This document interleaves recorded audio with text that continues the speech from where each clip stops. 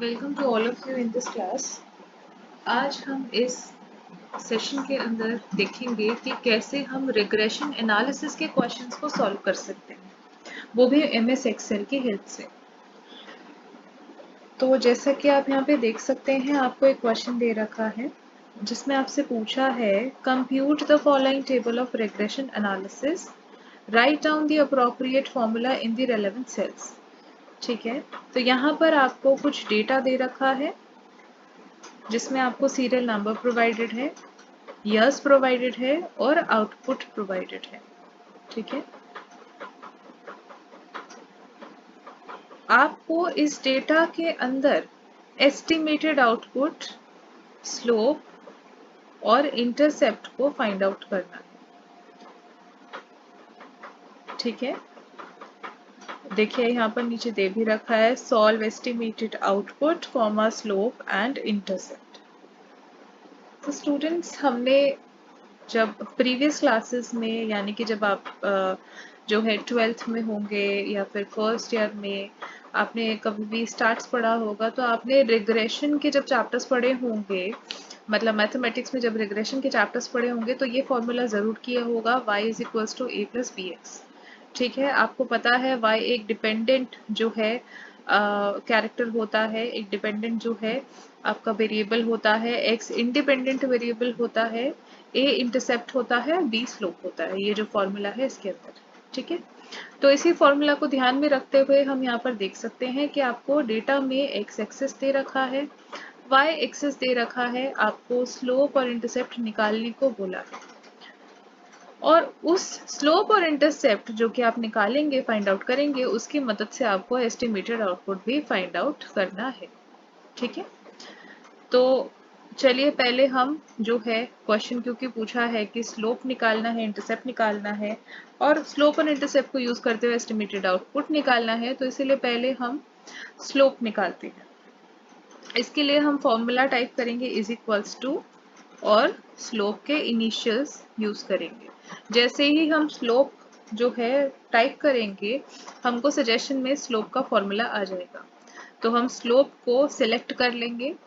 अब इसके बाद में, क्योंकि हमारे को यहाँ डेटा में सिर्फ दो चीजें दी गई है, एक तो है एक्स एक्सिस जिसमें आप देख सकते हैं आपको ईयर्स प्रोवाइडेड है 2001, 2002, 2003 एंड 4, और उसके अलावा वाई एक्सिस जिसमें आपके इन रिस्पेक्टिव ईयर्स के अकॉर्डिंगली आउटपुट प्रोवाइडेड है कि कितने नंबर ऑफ यूनिट्स का आउटपुट जो है बनाया गया है इन सालों के अंदर। ठीक है, ये जो आपको साल दे रखे हैं 2001, 2002, 2003, 2004, 2001 में 100 यूनिट्स, 2002 में 125, 2003 में 190 और 2004 में 210।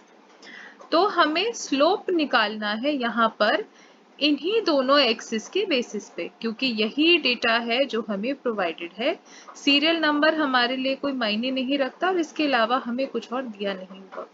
तो इसका मतलब यहाँ पर हमारे को स्लोप निकालना है वाई एक्सिस और एक्स एक्सिस के बीच में। तो स्लोप के लिए हम क्या करेंगे कि जो आउटपुट आपका दे रखा है, यानी कि ये जो 100, 125, 190 और 210, तो इसको हम कॉलम को सिलेक्ट कर लेंगे, कॉमा लगाएंगे। उसके बाद में जो आपको यर्स दे रखे हैं 2001, 2002, 3 और 4, उसको सिलेक्ट करेंगे, ब्रैकेट क्लोज करेंगे, एंटर प्रेस करेंगे। देखिए आ गया हमारा स्लोप। अब इसी तरीके से हम इंटरसेप्ट को जो है कैलकुलेट करेंगे। इसके लिए हम फॉर्मूला टाइप करेंगे इंटरसेप्ट। ठीक है, अब ये फॉर्मूला के भी हमने सिर्फ इनिशियल्स टाइप करे और हमें इंटरसेप्ट का फॉर्मूला आ गया सजेशन में। हमने उसको सिलेक्ट करना है और उसके बाद में सेम प्रोसेस को फॉलो करते हुए, यानी कि जो y एक्सिस का कॉलम है, यानी आउटपुट का कॉलम है, उसको सिलेक्ट करना है, कॉमा लगाना है, और फिर ईयर्स का कॉलम सिलेक्ट करना है, ब्रैकेट क्लोज करनी है और एंटर प्रेस कर देना है। यहाँ पर आपका इंटरसेप्ट आ गया नेगेटिव में -78942.5। ठीक है, ये नेगेटिव में आया है, डरिए मत, इंटरसेप्ट नेगेटिव में आ सकता है, स्लोप भी नेगेटिव में आ सकता है। अब क्योंकि हमारे को एस्टिमेटेड आउटपुट फाइंड आउट करना है, और एस्टिमेटेड आउटपुट फाइंड आउट करने के लिए हमें ज़रूरत पड़ेगी स्लोप और इंटरसेप्ट की।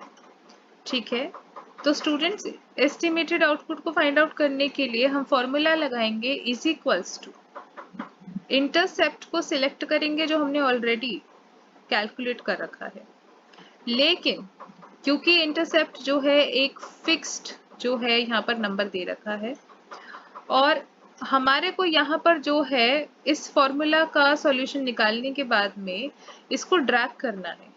ठीक है, तो क्योंकि यहाँ पर ये फिक्स कंटेंट दे रखा है तो इसको फिक्स करने के लिए हम क्या करेंगे ताकि ये जो है शिफ्ट ना हो जब हम कैलकुलेशन करते हैं। देखिए स्टूडेंट्स, इसको और अच्छे से समझाने के लिए मैं आपको बताती हूँ। जैसे कि हम कोई फॉर्मूला इस्तेमाल कर रहे हैं, उसमें यहाँ पर हमने जैसे इंटरसेप्ट लिया है। अब इंटरसेप्ट क्योंकि सिर्फ यहीं पर अवेलेबल है, इंटरसेप्ट का कोई पूरा पूरा कॉलम नहीं है। अगर इंटरसेप्ट का कॉलम दिया गया होता, जैसे यहाँ लिखा होता इंटरसेप्ट और उसके बाद में नीचे नंबर्स दिए होते 1 2 3 4 5 एक्सेट्रा एक्सेट्रा, ठीक है, ऐसे करके जैसे नंबर दे रखे होते, तो उसमें हम क्या करते कि यहाँ पर इज इक्वल्स टू इंटरसेप्ट जो है उसको सिलेक्ट कर लेते, जैसे ये इंटरसेप्ट सपोज कीजिए, और उसके बाद में एज इट इज जो है फॉर्मूला को टाइप करते रहते। उसके बाद स्लोप जैसे दे रखा है यहाँ पर, तो हम स्लोप जैसे अभी फिर से करके दिखाती हूँ मैं।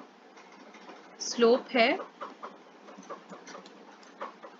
तो हमने स्लोप भी मतलब कुछ वैल्यूज दे रखी है 1 2 3 4 5 एक्सेट्रा ऐसे करके।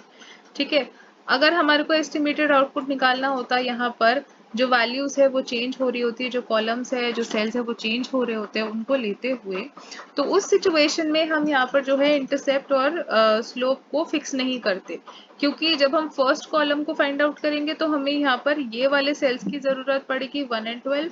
सेकेंड वाले जो सेल है उसको फाइंड आउट करेंगे एस्टिमेटेड आउटपुट के, तो हमें इन दोनों वैल्यूज की जरूरत होगी, थर्ड में इन दोनों वैल्यूज की और फोर्थ में इन दोनों वैल्यूज की। तो इसका मतलब ये है यहाँ पर क्योंकि एक फिक्स्ड जो है इंटरसेप्ट का सेल नहीं है, ये चेंज होते रहेंगे जैसे जैसे आप ड्रैग करेंगे अपने आंसर को, तो इसके लिए यहाँ पर हम यहाँ पे नॉर्मल फॉर्मूला टाइप करते, बट क्योंकि यहाँ पर आपका जो स्लोप और इंटरसेप्ट है वो सिर्फ और सिर्फ एक फिक्स्ड सेल के अंदर अवेलेबल है। स्लोप जो है सिर्फ आपके सेल नंबर F9 के अंदर है और इंटरसेप्ट आपके F10 के अंदर है।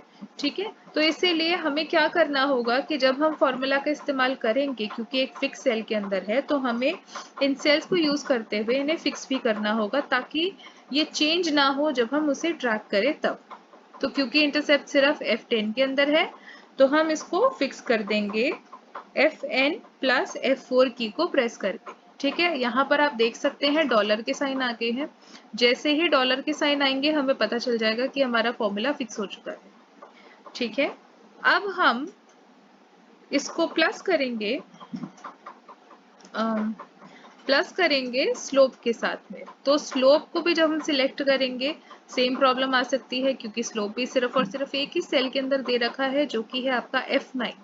इसको भी हमें फिक्स करने की जरूरत है ताकि हम जब आंसर निकालने के लिए यहाँ पर एस्टिमेटेड आउटपुट को ड्रैग करेंगे नीचे तक, तो उस सिचुएशन में ये जो स्लोप और इंटरसेप्ट के सेल रेफरेंसिंग है वो चेंज ना हो जाए। ठीक है, इसलिए आपको फिक्स करना ये जरूरी है। इसके बाद में मल्टीप्लाई का साइन लगाएंगे और जो हमारा ईयर है, ठीक है, यानी कि जो एक्स एक्सिस है उसमें जो आपका फर्स्ट वेरिएबल दे रखा है उसको जो है आप सिलेक्ट करेंगे, एंटर प्रेस करेंगे, आपका एस्टिमेटेड आउटपुट आ चुका है। ये आपका आउटपुट दे रखा है और इसके कंपैरिजन में ये आपका एस्टिमेटेड आउटपुट आ चुका है। अब इसको ड्रैग करेंगे तो आप देख सकते हैं यहाँ पर आपको सारे के सारे अमाउंट अवेलेबल हो गए हैं जो भी एस्टिमेटेड आउटपुट के हैं। ठीक है, तो इस तरीके से आपको जो है एस्टिमेटेड आउटपुट, स्लोप और इंटरसेप्ट इन सबको जो है कैलकुलेट करना है। अब एक और क्वेश्चन देखते हैं। इस क्वेश्चन के अंदर हम देख सकते हैं यहाँ पर टेम्परेचर दे रखा है, एब्सेंटीज दे रखे हैं, एस्टिमेटेड आउटपुट। ये जो क्वेश्चन था ये मैं आपको मुंह ज़बानी बता देती हूँ। दरअसल यहाँ पर क्वेश्चन ये दे रखा था कि एक कोई क्लासरूम है जिसके अंदर जो है बच्चों की स्ट्रेंथ देखी जा रही है, स्पेशली एब्सेंटीज का नंबर देखा जा रहा है कि जब वेदर में जो भी टेम्परेचर होता है उसके हिसाब से नंबर ऑफ एब्सेंटीज कितने होते हैं एक पर्टिकुलर क्लास के अंदर। ठीक है, ताकि एक एस्टिमेशन लगाया जा सके कि जब ज्यादा ठंड पड़ेगी तो कितने एब्सेंटीज हो सकते हैं, या ज्यादा गर्मी होगी तो उस सिचुएशन में कितने एब्सेंटीज हो सकती है, और वेदर का आपके जो है हेल्थ के ऊपर, आपके एब्सेंट होने के ऊपर क्या असर पड़ता है, आपकी अटेंडेंस के ऊपर क्या असर पड़ता है। ठीक है, तो उस सिचुएशन में आप देख सकते हैं यहाँ पर आपको डेटा अवेलेबल है टेम्परेचर का और एब्सेंटीज का। टेम्परेचर जो है यहाँ पर एक एक्स एक्सिस इंडिपेंडेंट वेरिएबल है, ठीक है, और वाई एक्सिस डिपेंडेंट वेरिएबल है।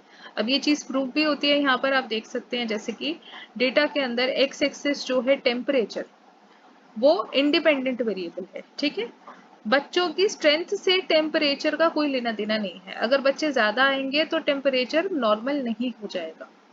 टेम्परेचर कंप्लीटली एक इंडिपेंडेंट वेरिएबल है, लेकिन इस टेम्परेचर की वजह से नंबर ऑफ एब्सेंटीज जरूर बढ़ेंगे या घटेंगे।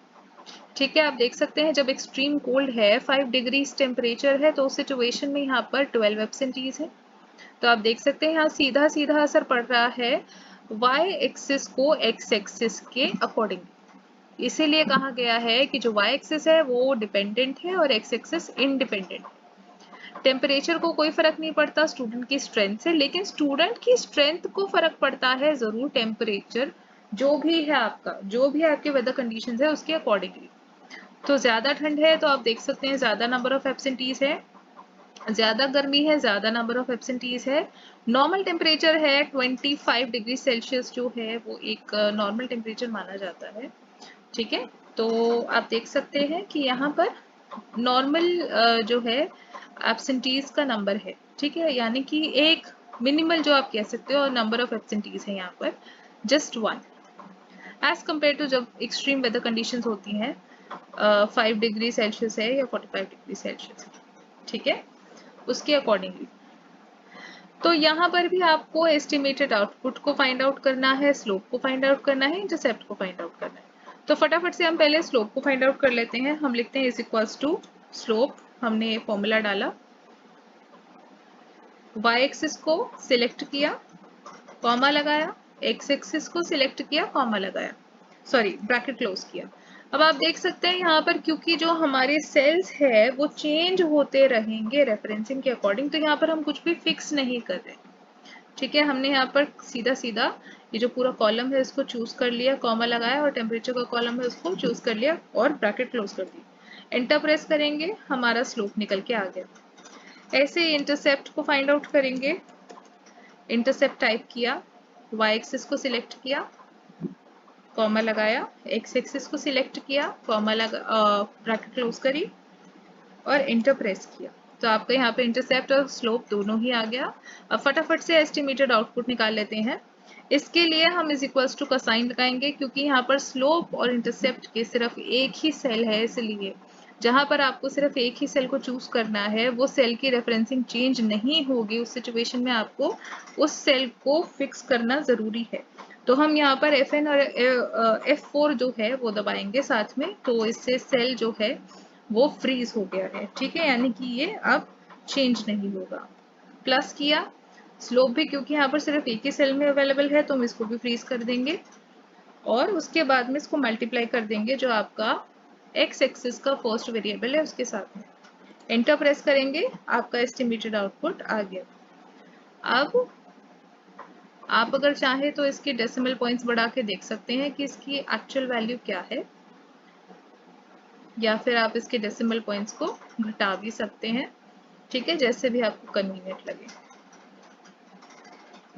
मैं 2 डेसिमल पॉइंट्स तक छोड़ देती हूँ उसको एस्टिमेटेड आउटपुट, लेकिन बच्चे आउटपुट जो है वो 7.16 नहीं हो सकता, तो इसलिए हमें जो है यहाँ पर एक प्रॉपर इंटीजर चाहिए, एक प्रॉपर नंबर चाहिए, 776655443 इस तरीके का। ठीक है, अब यहाँ पर आप देख सकते हैं हमने स्लोप निकाल लिया है, इंटरसेप्ट निकाल लिया है, एस्टिमेटेड आउटपुट निकाल लिया है। ठीक है, अब यहाँ पर अगर हम डायग्रामेटिक प्रेजेंटेशन देना चाहते हैं तो उस सिचुएशन में हम क्या करेंगे, इस डेटा को सिलेक्ट करेंगे, इंसर्ट में जाएंगे और यहाँ पे जो चार्ट्स अवेलेबल है तो उस चार्ट पे क्लिक करेंगे। अब इस चार्ट पे क्लिक करने के बाद में हम टाइप सिलेक्ट कर लेंगे, किस टाइप का चार्ट हमें चाहिए। जस्ट डॉट्स चाहिए तो ये वाला, अगर हमारे को पूरा प्रॉपर एक scattered with smooth lines and markers ऐसा वाला चार्ट चाहिए, या फिर हमारे को स्कैटर्ड विद स्मूथ लाइंस चाहिए, या फिर हमारे को scattered with straight line and markers. तो मतलब जब आपको ग्राफिकल प्रेजेंटेशन देनी है तो उस सिचुएशन में आप जो है यहाँ पर डायग्राम का इस्तेमाल कर सकते हैं। ये मैं एक एडिशनल चीज़ बता रही हूँ, ये आपको एग्जाम के पॉइंट ऑफ व्यू से नहीं जो है आएगा, इसकी ज़रूरत एग्जाम के पॉइंट ऑफ व्यू से नहीं है, बट द थिंग इज कि किस तरीके से आप यहाँ पर एक डायग्रामेटिक प्रेजेंटेशन भी दे सकते हो जो आपका क्वेश्चन है उसकी। ठीक है, ये सेम चार्ट है जो मैंने अभी नीचे ड्रैग किया है, सेम चार्ट था बट वो मैंने डिलीट नहीं किया था इसलिए मैंने उसे ड्रैग कर दिया। अब यहाँ पर आप देख सकते हैं जो रेड कलर की लाइंस है वो आपका टेम्परेचर शो कर रहा है, ठीक है, और जो ब्लू कलर की लाइन है वो आपके एब्सेंटीज शो कर रहा है।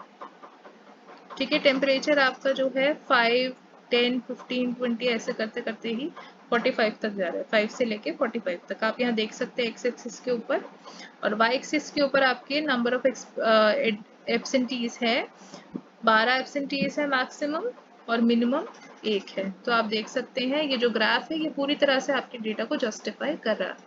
ठीक है, तो इसी तरीके से आपको यहाँ पर जो है क्वेश्चन करने हैं, जब भी आपको रेग्रेशन एनालिसिस के क्वेश्चन आएंगे उसमें एक्स एक्सिस और वाई एक्सिस को यूज करते हुए आपको स्लोप निकालना है, इंटरसेप्ट निकालना है, और स्लोप इंटरसेप्ट की मदद से आपको एस्टिमेटेड आउटपुट फाइंड आउट करना है। आई होप आपको समझ आया होगा ये lecture. Thank you so much.